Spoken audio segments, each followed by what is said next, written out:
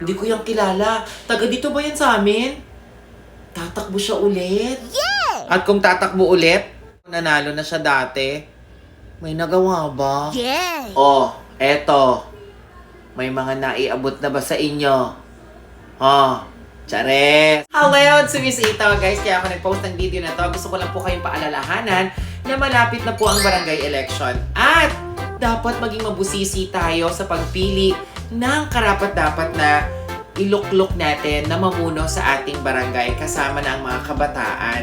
Kaya naman, huwag tayo magpapadala sa kahit anumang mga magagandang salita na mumutawi sa mga iba't ibang mga kandidato. Tandaan ninyo sa pagpili, mag-research po kayo kung sino sila. Sila ba ay visible sa barangay ninyo? Ang mga background nila, lalo na ang educational background nila, pati nga pamilya nila. Tsaka, nung pandemic,